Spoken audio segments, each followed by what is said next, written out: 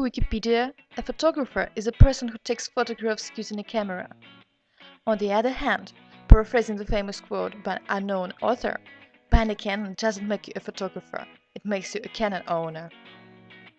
So, am I a photographer? Or am I one of those girls who take shots of their own feet, hands, collarbones, using vintage overlays and believe that their pictures are brilliant? My works cannot even be compared to the masterpieces of photographic art of the masters like Henri Cartier-Bresson, Rodney Smith, Ansel Adams, etc. I haven't earned any money from them, and I haven't won first places at the prestigious photographic competitions. Am I actually entitled to label myself with this prestigious title, photographer? 2.5 years ago I bought my first camera. It changed everything. Me, my life and my relationships with people. Over 10,000 pictures have been taken. 2 lenses were broken. The old camera was stolen and a new one bought, my Canon 40D. Perhaps this new camera will change one more thing, my future. In concordance with the theory of Hoffman, a photographer is one of my roles. It is an achieved role. Achieved because I had to buy a camera, learn how to use it, and find out how to apply my vision of the world. On the other hand, if I didn't have the ability to build the frame, to arrange objects in it properly, to see and compose the beauty, as it separates the snapshot from the photograph, according to Matt Hardy, I would hardly be able to take good pictures. Furthermore, all the aforementioned skills were ascribed to me. Speaking of Hoffman and roles, my performance in relation to the photos depends on what aspect of the communication it affects, interpersonal or intrapersonal. I cannot be completely sincere, photographing friends and other posing people. Therefore, I'm not good at stage photography. Accordingly, I am cynical in interpersonal communication. But when I shoot landscapes and strangers, they expect nothing from me. I do it merely to get pleasure out of it, to be happy and to enjoy the hunt for the moments that I would want to capture. Is it possible for me to stay completely objective in photography? I adapt what is happening in the frame to my attitude, my vision and my perception. Thus, I distort the truth. Any photo carries a piece of the world from situated to mediated culture.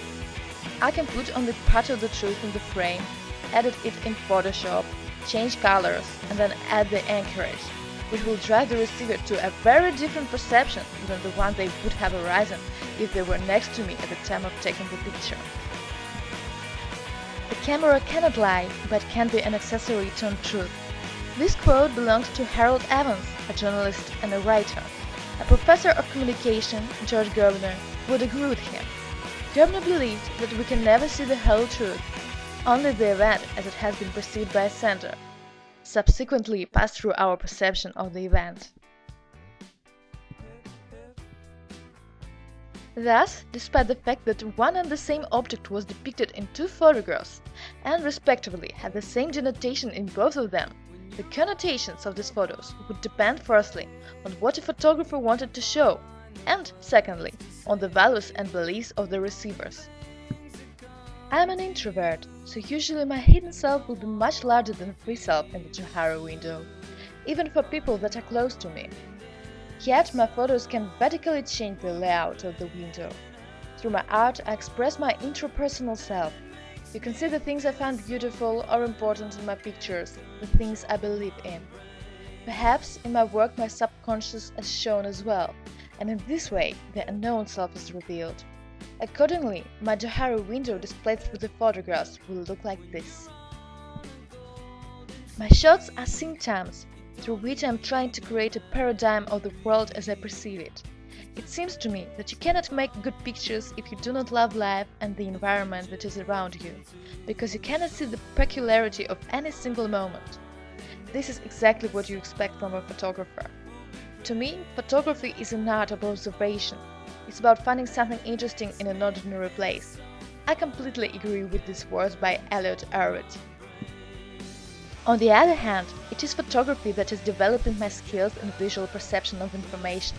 I often find myself trying to photograph mentally and remember what I see. I pay attention to details now, because that's what you have to focus on while shooting. Thus, photography is a two-way communication process.